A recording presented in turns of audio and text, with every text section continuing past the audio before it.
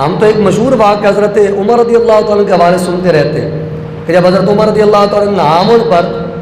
نعاون کے مقام پر حضرت ساریہ رضی اللہ تعالیٰ کو بھیجا تھا جنگ کرنے کے لیے، مشکات شریف کا مشہور واقعہ ہے، مشکات کے اندر یہ حدیث پاک موجود ہے. تو حضرت عمر رضی اللہ تعالیٰ کے دور حکومت میں ایک لشکر جو ہے وہ کفار کے ساتھ جنگ کرنے کے لیے گیا، اور نعاون کے مقام پر کفار کے ساتھ جنگ کی جا رہی ہے. اور اس جنگ کے دوران کفار نے پہاڑ کے پیچھے سے مسلمانوں پر حملہ کرنے کی کوشش کی. حضرت عمر رضی اللہ تعالیٰ مسجد نبی شریف میں ممبر کے اوپر کھڑے ہو کر جمعے کا خطبہ ارشاد فرما رہے، اور جمعے کا خطبہ دے تو ایک دم آپ نے پکارنا شروع کر دیا، یا ساریۃ الجبل یا ساریۃ الجبل یا ساریۃ الجبل، اے ساریہ پہاڑ کی طرف ہو جاؤ، اے ساریہ پہاڑ کی طرف ہو جاؤ. جب حضرت عمر رضی اللہ تعالیٰ خطبے کے دوران ایک دم خطبہ دے رہے، موضوع کوئی اور چل رہا تھا،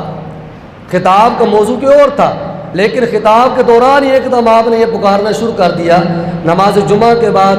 جتنے لوگ موجود تھے صحابہ کرام علیہ رضوان، انہوں نے عرض کی یا امیر المؤمنین یہ کیا چکر ہے کہ آپ خطبہ دیتے وقت ایک دم آپ نے یہ پکارنا شروع کر دیا، یا ساریۃ الجبل یا ساریۃ الجبل، اے ساریہ پہاڑ کی طرف دیکھو. ساریہ تو یہاں پر ہے ہی نہیں، وہ تو سینکڑوں میل دور جنگ کرنے کے لیے گئے وہ کفار کے خلاف. تو حضرت عمر رضی اللہ تعالیٰ نے فرمایا کہ میں جب خطبہ دے رہا تھا تو اس دوران میں نعاون میں ہونے والی جنگ کو اپنی آنکھوں سے دیکھ رہا تھا، اور میں نے دیکھا کہ کفار جو ہے وہ پہاڑ کے پیچھے سے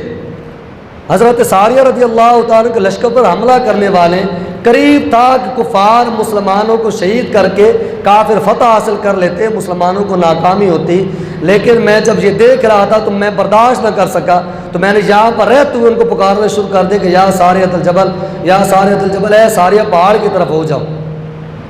تو جب حضرت عمر رضی اللہ تعالیٰ نے یہ چیز بیان کی تو صحابہ کرام علیہ رضوان خاموش ہو گئے. انہیں کہا کہ چونکہ حضور علیہ السلام کا فرمان ہے کہ اتقوا فراست المؤمن فإنه ينظر بنور اللہ، کہ مومن کی فراست سے بچو کہ وہ اللہ کے نور سے دیکھتا ہے، اور جو اللہ کے نور سے دیکھے اس کی نظر کو کون ناپ سکتا ہے، اس کی نظر کہاں کہاں تک جا سکتی ہے. ہماری عقلیں بھی اس پر غور و فکر جتنا مرضی کرتے رہے ہم سمجھ نہیں سکتے، ہماری عقل میں یہ بات نہیں آ سکتی. لیکن صحابہ کرام علیہ رضوان نے خاموشی اختیار کر لی. وہاں پر جیسے حضرت ساریہ رضی اللہ تعالیٰ نعاون کے مقام پر جنگ لڑ رہے تھے، ایک دم حضرت ساریہ رضی اللہ تعالیٰ اپنے لشکر والوں کو کہا کہ پہاڑ کی طرف ہو جاؤ، پہاڑ کی طرف ہو جاؤ. تو لشکر والے سوچ میں پڑ گئے کہ ایک دم یہ کیا ہوا کہ حضرت ساریہ ادھر جنگ لڑنے کے بجائے فوراً فرما رہے کہ پہاڑ کی طرف ہو جاؤ. پہاڑ کی طرف ہوئے، اللہ رب العزت نے مسلمانوں کو فتح عطا فرمائی. مسلمانوں کی طرف سے حضرت ساریہ رضی اللہ تعالیٰ کے لشکر میں جو مسلمان موجود تھے انہوں نے حضرت ساریہ رضی اللہ تعالیٰ سے فتح کے بعد پوچھا کہ اے ساریہ یہ کیا ماجرا ہے کہ ایک دم آپ نے جنگ لڑتے لڑتے فرمایا کہ پہاڑ کی طرف ہو جاؤ. تو حضرت ساریہ رضی اللہ تعالیٰ نے فرمایا کہ جب ایک دم ہم کفار کے حملے کے اندر آ چکے تھے، کافر ہم پر پہاڑ کے پیچھے سے حملہ کرنے والے تھے، اسی دوران مجھے ایک آواز سنائی دی بار بار، یا ساریۃ الجبل یا ساریۃ الجبل یا ساریۃ الجبل، اے ساریہ پہاڑ کی طرف ہو جائے، ساریہ پہاڑ کی طرف ہو جاؤ. اور مجھے سمجھ آ گئی کہ یہ تو امیر المؤمنین حضرت عمر کی آواز ہے. تو فرماتے ہیں کہ میں نے جیسے ہی مجھے پتہ چلا کہ حضرت عمر کی آواز ہے تو میں نے فوراً تمہیں حکم دیا کہ پہاڑ کی طرف ہو جاؤ. حضرت عمر رضی اللہ تعالیٰ کی کرامت کی برکت سے آج اللہ نے ہمیں فتح عطا فرمائی. تو جب وہ قافلہ وہاں سے مسلمان نے فتح حاصل کی تو وہاں سے قاصد جو تھا وہ جب مدینہ شریف میں حاضر ہوا فتح کی خوشخبری دینے، تو اس وقت اہل مدینہ کو پتہ چلا کہ اللہ نے حضرت عمر رضی اللہ تعالیٰ کو کتنی دور تک دیکھنے کی طاقت عطا فرمائی ہے کہ آپ کھڑے مدینہ شریف میں ممبر پر ہیں، جمعے خطبہ دے رہے ہیں، لیکن رب نے آپ کو طاقت عطا فرمایا کہ آپ سینکڑوں میل دور تک لشکر جو مسلمانوں کا جنگ لڑ رہا ہے اسے دیکھ رہے ہیں. اور اللہ تعالیٰ نے حضرت ساریہ رضی اللہ تعالیٰ کی طاقت عطا فرمائی جو کہ صحابی رسول ہے. رب نے انہیں طاقت عطا فرمائی کہ سینکڑوں میل دور ہونے کے باوجود حضرت عمر رضی اللہ تعالیٰ کی آواز کو سن لیتے ہیں. تو جب غلاموں کی یہ شان ہے کہ وہ اتنے دور سے دیکھتے ہیں اور اتنے دور سے سن لیتے ہیں، تو جس محبوب کریم صلی اللہ تعالی وسلم کی یہ غلام ہے اس محبوب کریم صلی اللہ تعالی وسلم کے سننے کی اور دیکھنے کی طاقت کس قدر زیادہ ہوگی. تو جب جس نبی کریم صلی اللہ علیہ وسلم کے سننے کی یہ طاقت